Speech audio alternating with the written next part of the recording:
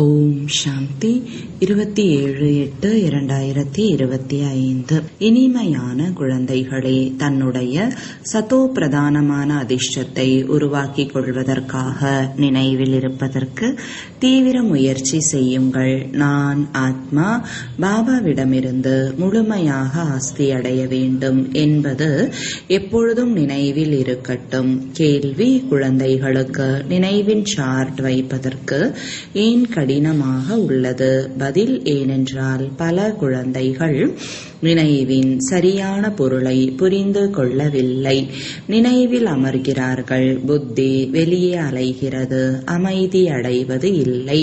அவர்கள் பிறகு வாயுமண்டலத்தை கெடுத்து விடுகிறார்கள். நினைக்கவே இல்லை என்றால் எப்படி சார்ட் எழுத முடியும்? ஒருவேளை பொய்யாக எழுதினால் மிகுந்த தண்டனை கிடைக்கிறது. உண்மையான தந்தைக்கு உண்மையை தெரிவிக்க வேண்டி இருக்கிறது. பாடல்: அதிர்ஷ்டத்தை எழுப்பி வந்திருக்கிறேன். ஓம் சாந்தி. ஆன்மீக குழந்தைகளுக்கு மீண்டும் ஆன்மீக தந்தை எவ்வளவு முடியுமோ ஆத்ம அபிமானி ஆகுங்கள் என தினம் தினம் புரிய வைக்கிறார். தன்னை ஆத்மா என்று நிச்சயப்படுத்திக் கொள்ளுங்கள் மற்றும் தந்தையை நினைவு செய்யுங்கள். ஏனென்றால் நாம் அந்த எல்லையற்ற தந்தையிடம் எல்லையற்ற ஆஸ்தியை அடைவதற்காக வந்திருக்கிறோம் என நீங்கள் அறிகிறீர்கள். நிச்சயமாக தந்தையை நினைக்க வேண்டி இருக்கிறது. தூய்மையான சதோ பிரதானமாக ஆகாமல் சதோ பிரதானமான அதிர்ஷ்டத்தை அடைய முடியாது. இதை நன்கு நினைவில் வைத்துக் கொள்ளுங்கள். முக்கியமான விஷயம் இது ஒன்றுதான். இதை தங்களிடம் எழுதி வைத்துக் கொள்ளுங்கள். கையில் பெயரை பச்சை குத்தி கொள்கிறார்கள். நீங்கள் கூட எழுதி கொள்ளுங்கள். நான் ஆத்மா. எல்லையற்ற தந்தையிடம் நாம் ஆஸ்தியை அடைந்து கொண்டிருக்கிறோம். ஏனென்றால் மாயை மறக்க வைக்கிறது. ஆகையால் எழுதியிருந்தால் அடிக்கடி நினைவிற்கு வரும் மனிதர்கள் ஓம் அல்லது கிருஷ்ணருடைய சித்திரங்களை நினைவு செய்வதற்காக எழுதி வைக்கிறார்கள். இது புதியதிலும் புதிய நினைவாகும். இதை எல்லையற்ற தந்தை மட்டுமே புரிய வைக்கிறார். இதை புரிந்து கொள்வதால் நீங்கள் சௌபாகியசாலி மட்டுமல்ல, பல கோடி மடங்கு பாக்கியசாலி ஆகிறீர்கள். பாபாவை தெரிந்து கொள்ளாததால் நினைக்காததால் ஏழையாகி விட்டனர். ஒரே ஒரு தந்தை சதா காலத்திற்கும் வாழ்க்கையை சுகமடைய வைக்க வந்திருக்கிறார். நினைக்கிறார்கள், ஆனால் முற்றிலும் அறியவில்லை. வெளிநாட்டவர்கள் கூட பாரதவாசிகளிடமிருந்து சர்வ வியாபி என்று கூற கற்றிருக்கிறார்கள். பாரதம் தாழ்வடைந்து விட்டது, எனவே அனைவரும் தாழ்வடைந்து விட்டனர். பாரதம்தான் வீழ்வதற்கும் அனைவரும் வீழ்வதற்கும் பொறுப்பாக இருக்கிறது. நான் இங்கேதான் வந்து பாரதத்தை சொர்க்கமாக உண்மையான கண்டமாக மாற்றுகிறேன் என தந்தை கூறுகிறார். இவ்வாறு சொர்க்கமாக மாற்றக்கூடியவருக்கு எவ்வளவு நிந்தனைகள் இழைக்கப்பட்டிருக்கிறது. மறந்து விட்டதால் யதா யதாஹி என்று எழுதப்பட்டிருக்கிறது. இதனுடைய பொருளை தந்தைதான் வந்து புரிய வைக்கிறார். ஒரு தந்தையிடம் அர்ப்பணமாக வேண்டும். இப்பொழுது தந்தை வந்துள்ளார். அவசியம் சிவ ஜெயந்தி கொண்டாடுகிறோம் என நீங்கள் அறிகிறீர்கள். ஆனால் சிவ ஜெயந்திக்கு மதிப்பு ஒன்றும் இல்லை. ஒருவர் இருந்துவிட்டு சென்றால் அவர்களுடைய ஜெயந்தியை கொண்டாடுவார்கள் என குழந்தைகள் அறிகிறீர்கள். சத்யுக ஆதி சனாதன தேவி தேவதா தர்மத்தின் ஸ்தாபனை அவர்தான் செய்கிறார். மற்ற அனைவரும் தங்களுடைய தர்மம் இன்னாரால் இந்த நேரத்தில் உருவாக்கப்பட்டது என்பதை அறிகிறார்கள். அவர்களுக்கு முன்புதான் தேவி தேவதா தர்மம் இருந்தது. அந்த தர்மம் எங்கே மறைந்து விட்டது என்பதை அவர்கள் முற்றிலும் அறியவில்லை. இப்பொழுது தந்தையே அனைவரையும் விட உயர்ந்தவர், வேறு யாருக்கும் அந்த புகழ் இல்லை என்பதை பாபாவே வந்து புரிய வைக்கிறார். தர்ம ஸ்தாபகர்களின் மகிமை என்னவாக இருக்கும்? தந்தைதான் வந்து தூய்மையான உலகத்தை மற்றும் தந்தைதான் தூய்மையான உலகத்தின் ஸ்தாபனை மற்றும் தூய்மையற்ற உலகத்தின் அழிவை செய்கிறார். மேலும் உங்களை மாயாவின் மீது வெற்றியடைய வைக்கிறார். இது எல்லையற்ற விஷயம் ஆகும். ராவணனுடைய ராஜ்யம் எல்லையற்ற முழு உலகின் மீதும் இருக்கிறது. எல்லைக்கு உட்பட்ட இலங்கையின் விஷயம் அல்ல. இந்த வெற்றி தோல்வியின் கதை கூட முழு பாரதத்திற்கானதுதான். மற்றவைகள் பிரிந்து சென்றவை எல்லைக்கு உட்பட்ட விஷயம் அல்ல. பாரதத்தில்தான் இரட்டை கிரீடம் மற்றும் ஒற்றை கிரீடம் உடைய அரசர்கள் ஆகிறார்கள். மேலும் தேவி தேவதைகளை தவிர யாரெல்லாம் பெரிய பெரிய ராஜாக்கள் வாழ்ந்து விட்டு சென்றனரோ அவர்களுக்கு கூட ஒளி கிரீடம் இல்லை. தேவதைகள் சொர்க்கத்திற்கு அதிபதி அல்லவா? இப்பொழுது சிவபாபாவிற்கு பரமபிதா தூய்மையற்றவர்களை தூய்மையாக்கக்கூடியவர் என்று கூறப்படுகிறது. இவருக்கு ஒளி எதற்காக கொடுப்பார்கள்? ஒளி இழந்து தூய்மையற்று இருக்கும் பொழுதுதான் ஒளி கொடுக்கப்படுகிறது. அவர் ஒரு பொழுதும் ஒளியற்றவர் ஆவது இல்லை. பிந்துவின் மீது எப்படி ஒளி கொடுக்க முடியும்? கொடுக்க முடியாது. ஒவ்வொரு நாளும் உங்களுக்கு யார் எவ்வளவு புத்தியில் வைத்துக் கொள்ள முடியுமோ அவ்வளவு ஆழமான விஷயங்களை புரிய வைத்துக் கொண்டிருக்கிறார். முக்கியமானது நினைவு யாத்திரையாகும். இதில் மாயையின் தடைகள் அதிகமாக ஏற்படுகிறது. சிலர் நினைவின் சார்ட்டில் 50-60% என்று கூட எழுதுகிறார்கள். ஆனால் நினைவு யாத்திரை என்று எதற்கு கூறுகிறோம் என புரிந்து கொள்வது இல்லை. இந்த விஷயத்தை நினைவு என கூறலாமா என கேட்பார்கள். மிகவும் கடினம். நீங்கள் இங்கே 10-15 நிமிடங்கள் அமர்கிறீர்கள். அதில் நினைவில் நன்றாக இருக்கிறீர்களா என சோதியுங்கள். பலர் நினைவில் இருப்பது இல்லை. பிறகு வாயு மண்டலத்தை கெடுத்து விடுகிறார்கள்.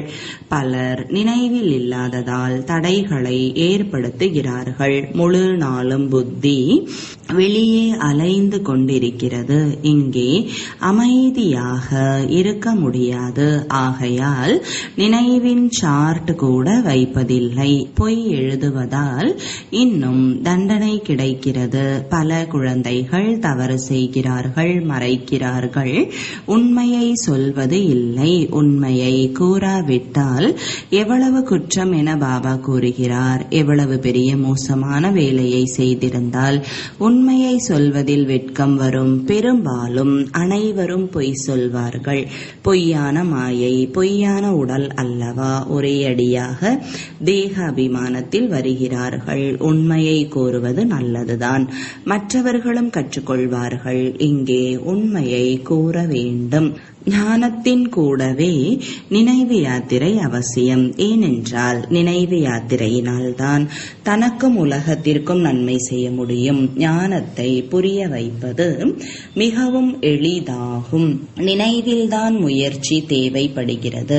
மற்றபடி விதையிலிருந்து மரம் எவ்வாறு வளர்கிறது அது அனைவருக்கும் தெரிகிறது.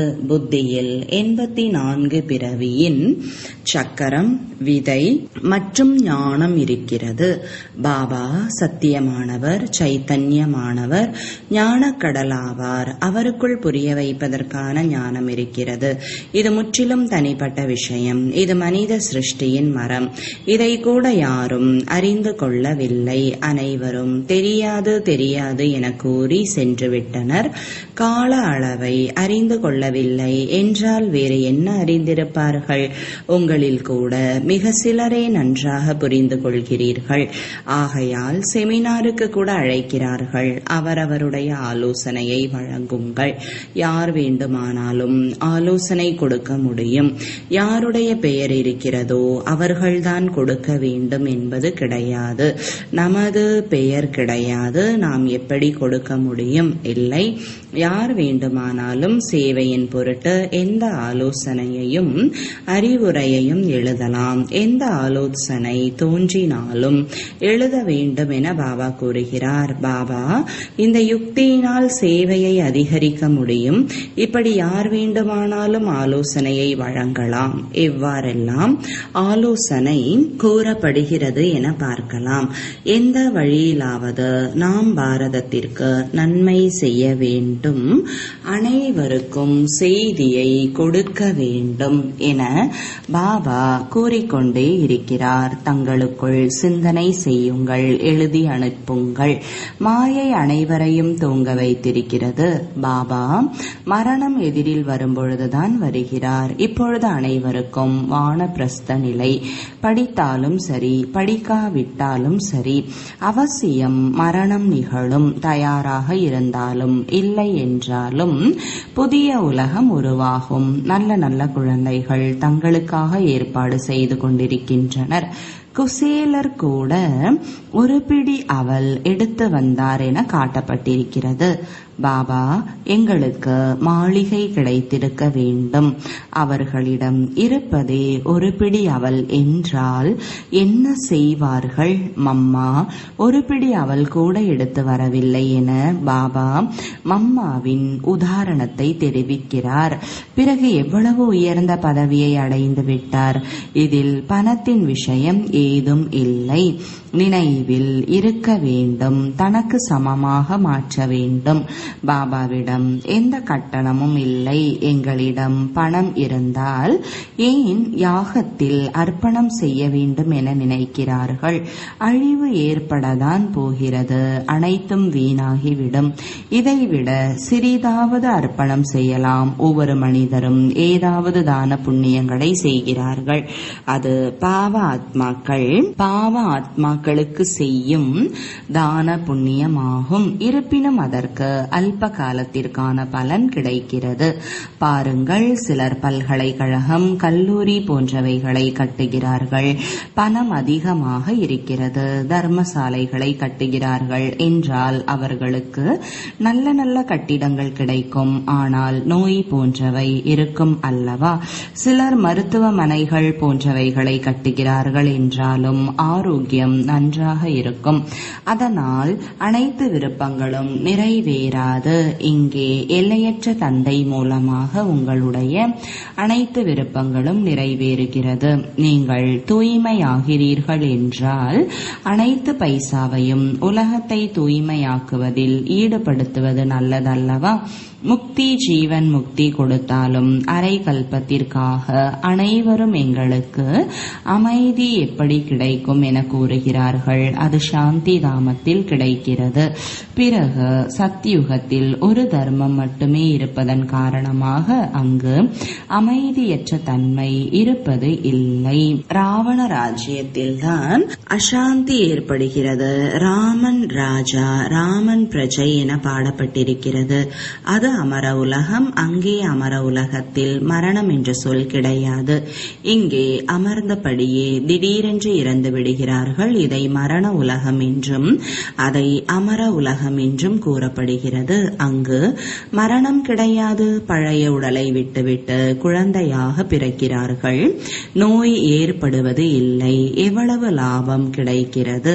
சிரேஷ்டத்திலும் சிரேஷ்டமானவருடைய வழிபடி நீங்கள் ஆரோக்கியமாகிறீர்கள். எனவே இது போன்ற ஆன்மீக கிளை நிலையங்களை எவ்வளவு திறக்க வேண்டும்?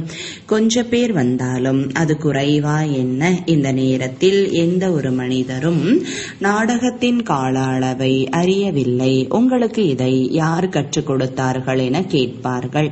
எங்களுக்கு சொல்லிக் கொடுப்பவர் தந்தையாவார். இவ்வளவு பேர் பிகே இருக்கிறார்கள். நீங்கள் கூட பிகே தான். சிவபாபாவினுடைய குழந்தை ஆவீர்கள். பிரஜாபிதா பிரம்மாவிற்கும் குழந்தை ஆவீர்கள். இவர் கிரேட் கிரேட் கிராண்ட் ஃபாதர் ஆவார். இவரிலிருந்துதான் நாம் வந்திருக்கிறோம். வம்சம் இருக்கிறது அல்லவா? உங்களுடைய தேவி தேவதா குலம் மிகவும் சுகம் அளிக்க கூடியதாக உள்ளது. இங்கே நீங்கள் உத்தமராகிறீர்கள். பிறகு அங்கே ராஜ்யம் செய்கிறீர்கள். இது யாருடைய புத்தியிலும் இருக்காது. தேவதைகளின் கால் இந்த தமோ பிரதானமான உலகத்தில் படாது என குழந்தைகளுக்கு புரிய வைக்கப்பட்டிருக்கிறது. ஜட சித்திரங்களின் நிழல் படலாம், சைத்தன்யமானவர்களின் நிழல் பட முடியாது. எனவே குழந்தைகளே, ஒன்று நினைவு யாத்திரையில் இருங்கள். எந்த ஒரு பாவ கர்மமும் செய்யாதீர்கள். மேலும் சேவைக்கான யுக்திகளை கண்டுபிடியுங்கள் என புரிய வைக்கின்றார். பாபா, நாங்கள் லக்ஷ்மி நாராயணரை போல மாறுவோம் என குழந்தைகள் கூறுகிறார்கள். பாபா உங்களுடைய வாயில் குலாப் ஜாமுன் என்கிறார். ஆனால் அதற்காக கடினமாக உழைக்க வேண்டும், உயர்ந்த பதவியை அடைய வேண்டும் என்றால் தனக்கு சமமாக மாற்றக்கூடிய சேவை செய்ய வேண்டும். நீங்கள் ஒரு நாள் பார்ப்பீர்கள், ஒவ்வொரு வழிகாட்டியும் தன்னுடன் 100-200 யாத்ரீகர்களை அழைத்து வருவார்கள். இன்னும் போக போக பார்க்கலாம். முதலிலேயே அனைத்தையும் சொல்ல முடியாது. எது நடந்து கொண்டிருக்கிறதோ பார்த்து கொண்டே இருங்கள். இது எல்லையற்ற நாடகம். உங்களுடையது அனைவருடன் இருப்பதை விட பாபாவுடன் இருக்கும் முக்கியமான பாகம். நீங்கள் பழைய உலகத்தை புதியதாக மாற்றுகிறீர்கள். இது புருஷோத்தம சங்கம யுகம். இப்பொழுது நீங்கள் சுகதாமத்தின் அதிபதியாகிறீர்கள். அங்கே துக்கத்தின் பெயர் அடையாளம் இருக்காது. பாபாதான் துக்கத்தை நீக்கி சுகம் கொடுப்பவர், துக்கத்திலிருந்து விடுவிக்கிறார். பாரதவாசிகள் இவ்வளவு பணம் இருக்கிறது, பெரிய மாளிகை இருக்கிறது, மின்சாரம் இருக்கிறது, இதுவே சொர்க்கம் என நினைக்கிறார்கள். இது மாயையின் வெளிப்பகட்டு. சுகத்திற்கான சாதனம் அதிகமாக இருக்கிறது. பெரிய பெரிய மாளிகை கட்டிடங்களை உருவாக்குகிறார்கள். பிறகு திடீரென்று மரணம் ஏற்படுகிறது. அங்கே மரணத்தின் பயம் இல்லை. இங்கே திடீரென்று இறக்கிறார்கள்.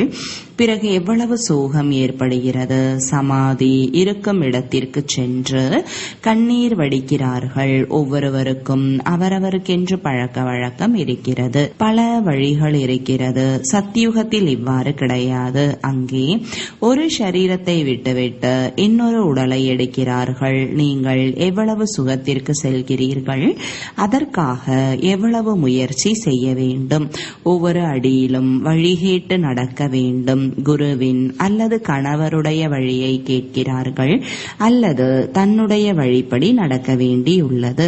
அசுர வழி என்ன பயனை கொடுக்கும்? அசுரர்களின் பக்கம்தான் இழுத்துச் செல்லும். இப்பொழுது உங்களுக்கு ஈஸ்வரிய வழி கிடைக்கிறது. ஸ்ரீமத் பகவான் வாக்கு உயர்ந்ததிலும் உயர்ந்தது என்று பாடப்பட்டிருக்கிறது. குழந்தைகளாகிய நீங்கள் ஸ்ரீமத் படி முழு உலகத்தையும் சொர்க்கமாக்குகிறீர்கள். அந்த சொர்க்கத்திற்கு நீங்கள் அதிபதியாகிறீர்கள். ஆகையால் நீங்கள் ஒவ்வொரு அடியிலும் ஸ்ரீமத் கேட்டு பெற வேண்டும். ஆனால் யாருடைய அதிர்ஷ்டத்தில் இல்லையோ அவர்கள் ஸ்ரீமத் படி நடப்பதில்லை. யாருக்காவது தனக்கென்று ஏதாவது ஞானம் இருந்தால், ஆலோசனை இருந்தால் பாபாவிற்கு அனுப்புங்கள் என புரிய வைக்கிறார். யார் யார் ஆலோசனை வழங்க தகுதியானவர்கள் என பாபா அறிந்திருக்கிறார். புதிய புதிய குழந்தைகள் தோன்றுகிறார்கள். யார் நல்ல நல்ல குழந்தைகள் என பாபாவிற்கு தெரியும் அல்லவா? வியாபாரிகளுக்கு கூட எப்படி முயற்சி செய்தால் அவர்களுக்கு பாபாவின் அறிமுகம் கிடைக்கும் என கூறுவதற்கு வழிமுறையை யோசிக்க வேண்டும். கடையில் கூட அனைவருக்கும் ஞாபகப்படுத்திக் கொண்டே இருங்கள். பாரதம் சத்யுகமாக இருந்த பொழுது ஒரு தர்மம் மட்டுமே இருந்தது. இதில் கோபப்படுவதற்கு எந்த விஷயமும் இல்லை. அனைவருக்கும் தந்தை ஒருவரே. என்னை மட்டும் நினைத்தால் உங்களுடைய பாவ கர்மம் அழிந்துவிடும் என பாபா கூறுகிறார். சொர்க்கத்திற்கு அதிபதியாகி விடலாம். நல்லது. இனிமையிலும் இனிமையான காணாமல் கண்டெடுக்கப்பட்ட செல்லமான குழந்தைகளுக்கு தாயும் தந்தையுமாகிய பாப்தாதாவின் அன்பு நினைவுகள் மற்றும் காலை வணக்கங்கள். ஆன்மீக குழந்தைகளுக்கு ஆன்மீக தந்தையின் வணக்கங்கள். ஆன்மீக தந்தைக்கு ஆன்மீக குழந்தைகளின் அன்பு நினைவுகளும் வணக்கங்களும். தாரணைக்கான முக்கிய சாரம். முதலாவது, ஸ்ரீமத் படி நடந்து முழு உலகையும் சொர்க்கமாக மாற்றக்கூடிய சேவை செய்ய வேண்டும். பலரை தனக்கு சமமாக மாற்ற வேண்டும். அசுர வழியிலிருந்து தன்னை பாதுகாத்து கொள்ள வேண்டும். நினைவின் முயற்சியினால் ஆத்மாவை சதோ பிரதானமாக ஆக்க வேண்டும். குசேலரை போல ஒரு பிடி அவளை அர்ப்பணம் செய்து தன்னுடைய அனைத்து விருப்பங்களையும் நிறைவேற்றிக் கொள்ள வேண்டும். வரதானம்: ஒரு பாபாவை தவிர எனக்கு வேறு யாரும் இல்லை. இந்த திட சங்கல்பத்தின் மூலம் அழிவற்றவர் அமரராகுக. ஒரு பாபாவை தவிர எனக்கு வேறு யாரும் இல்லை என்று எந்த குழந்தைகள் உறுதியான எண்ணத்தை உருவாக்குகிறார்களோ அவர்களின் நிலை தானாகவே மற்றும் எளிதாகவே ஒரே சீராகிவிடும். இந்த திடமான எண்ணத்தின் மூலம்தான் அனைத்து சம்பந்தங்களின் அழிவற்ற நூலிழை கிடைக்கிறது மற்றும் அவர்களுக்கு எப்பொழுதும் அழிவற்றவர் ஆகுக, அமரராகுக என்ற வரதானங்கள் கிடைத்து விடுகின்றன. உறுதியான எண்ணத்தை உருவாக்குவதன் மூலம் முயற்சியில் கூட சிறப்பான ரூபத்தின் லிஃப்ட் கிடைக்கிறது. யாருக்கு ஒரு பாபாவுடன் அனைத்து உறவுகளும் இருக்கிறதோ அவர்களுக்கு அனைத்தும் தானாகவே கிடைத்துவிடும். ஸ்லோகன்: யோசிப்பது, பேசுவது மற்றும் செய்வது மூன்றையும் ஒரே சமமாக ஆக்குங்கள். அப்பொழுது மிகவும் உத்தமமான முயற்சியாளர் என கூற முடியும். அவ்யக்த சமிஞ்சை: சகஜயோகி ஆக வேண்டுமென்றால் பரமாத்ம அன்பை அனுபவம் செய்யுங்கள். எந்த சமயம் எந்த உறவின் தேவை உள்ளதோ அந்த உறவின் மூலமாக இறைவனை தன்னுடையவராக ஆக்கிக் கொள்ளுங்கள். என்னுடைய அப்பா என்று மனதார கூறுங்கள். அப்பொழுது பாபாவும் என்னுடைய குழந்தைகளே என்று கூறுவார். இந்த அன்பு கடலில் மூழ்கி விடுங்கள். இந்த அன்பின் குடை நிழல் காரியத்தை செய்யும். ஓம் சாந்தி.